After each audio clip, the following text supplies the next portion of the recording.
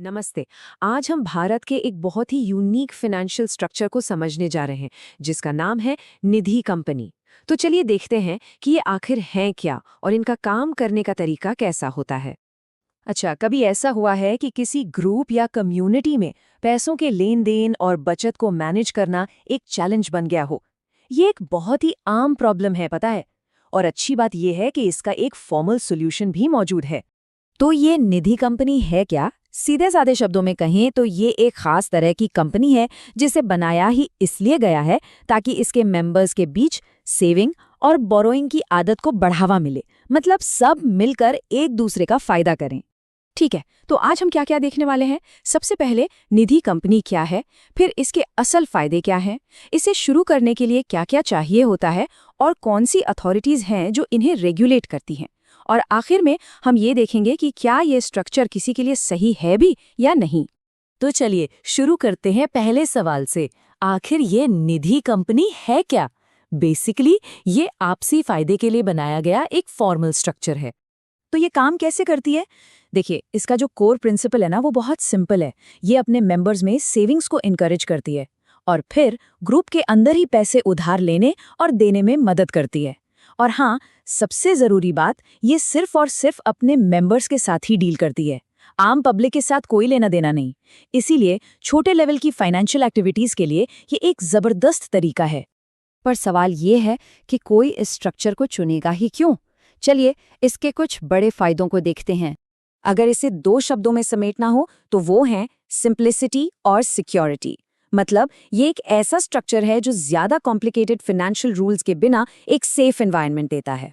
इसके फायदे कई हैं। सबसे पहले तो मेंबर्स के बीच फाइनेंशियल एक्टिविटीज शुरू करना बहुत आसान हो जाता है। ये सेविंग्स और म्यूचुअल बेनिफिट को तो प्रमोट करती ही है, पर एक जो बहुत बड़ा फायदा है वो है लिमिटेड लायबिलिटी प्रोटेक्शन। इसका मतलब क्या हुआ? मतलब ये कि अगर कंपनी को कभी कोई नुकसान हो भी जाए तो मेंबर्स की पर्सनल प्रॉपर्टी एकदम सेफ रहती है, और यही चीज इसे छोटे फाइनेंशियल ग्रुप्स के लिए एक परफेक्ट चॉइस बनाती है। और अगर हम इसकी तुलना दूसरी एनबीएफसीज यानी नॉन बैंकिंग फाइनेंशियल कंपनीज से करें तो एक बहुत बड़ा फर्क साफ नजर आता है। निधि कंपनी पर जो कंप्लायंस का बोझ होता है वो काफी कम है। सोचिए, बेसिक ऑपरेशंस के लिए तो आरबीआई यानी रिजर्व बैंक ऑफ इंडिया का अप्रूवल भी नहीं चाहिए होता, जबकि दूसरी एनबीएफसीज के लिए ये एकदम मैंडेटरी है। अच्छा, तो मान लीजिए कोई इसे शुरू करना चाहता है, तो इसका ब्लूप्रिंट क्या है? चलिए अब एलिजिबिलिटी और रिक्वायरमेंट्स को समझते हैं। तो सबसे पहले क्या चाहिए? इसकी बुनियाद रखने के लिए क्या जरूरी है? सबसे पहली और सबसे जरूरी चीज है लोग, एक ग्रुप। इसे शुरू करने के लिए कम से कम 7 मेंबर्स की जरूरत पड़ती है, और इस ग्रुप को लीड करने के लिए, मतलब कंपनी के बोर्ड को चलाने के लिए, मिनिमम 3 डायरेक्टर्स का होना जरूरी है। इसके अलावा कुछ और भी कोर रिक्वायरमेंट्स है। देखिए, इसे एक पब्लिक कंपनी के तौर पर रजिस्टर करवाना होता है। हाँ, ये थोड़ा कंफ्यूजिंग लग सकता है क्योंकि ये काम तो सिर्फ मेंबर्स के साथ करती है, पर रजिस्ट्रेशन पब्लिक कंपनी का ही होता है। फिर एक मिनिमम कैपिटल की रिक्वायरमेंट भी पूरी करनी पड़ती है।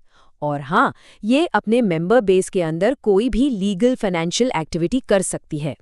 ठीक है, रिक्वायरमेंट्स तो समझ आ गई। अब जरा देखते हैं कि इसके लिए डॉक्यूमेंटेशन क्या क्या चाहिए होता है। तो देखिए, डायरेक्टर्स के केवाईसी के लिए तो स्टैंडर्ड चीजें हैं: पैन, आधार कार्ड, पासपोर्ट साइज फोटोज और एड्रेस प्रूफ। फिर कंपनी के लिए जहां रजिस्टर्ड ऑफिस है उसका एड्रेस प्रूफ, और प्रॉपर्टी ओनर से एक एनओसी यानी नो ऑब्जेक्शन सर्टिफिकेट। और आखिर में टेक्निकल साइट पर डिजिटल सिग्नेचर या डीएससी और डायरेक्टर आइडेंटिफिकेशन नंबर यानी डिन, ये भी चाहिए। तो फिर इन कंपनियों को रेगुलेट कौन करता है? इन पे नजर कौन रखता है? Who is in charge? इसका रेगुलेटरी फ्रेमवर्क काफी सीधा और साफ है। मिनिस्ट्री ऑफ कॉर्पोरेट अफेयर्स जो है वो कंपनी रजिस्ट्रेशन और निधि रूल्स को गवर्न करता है। फिर आता है रजिस्ट्रार ऑफ कंपनीज यानी आरओसी, जो इनकॉर्पोरेशन और सारी स्टैट्यूटरी फाइलिंग्स को मैनेज करता है। और सबसे स्पेसिफिक, द निधि रूल्स 2014। ये वो खास रेगुलेशंस हैं जिनके दायरे में रहकर ये कंपनियां काम करती हैं। तो अब तक हमने जो कुछ भी समझा, उसके बाद सबसे बड़ा सवाल यही उठता है, क्या ये स्ट्रक्चर सबके लिए सही है? चलिए सारी की टेकअवेज को एक साथ रख के देखते हैं। तो एक निधि कंपनी किसके लिए परफेक्ट है? वेल, ऐसे ग्रुप्स के लिए जिन्हें एक फॉर्मल लेकिन सिंपल फाइनेंशियल स्ट्रक्चर चाहिए, ऐसी कम्युनिटीज के लिए जिनका फोकस म्यूचुअल सेविंग्स और लोन्स पर है, उन फाउंडर्स के लिए जो लिमिटेड लायबिलिटी की प्रोटेक्शन चाहते हैं, और हाँ, उन ऑर्गेनाइजेशंस के लिए जो ज़्यादा कंप्लायंस के झंझट में नहीं पड़ना चाहते। तो अंत में सवाल यही है, क्या ये स्ट्रक्चर किसी ग्रुप के फाइनेंशियल पोटेंशियल को वाकई में अनलॉक कर सकता है? ये एक ऐसा सवाल है जिस पर सोचना तो बनता है,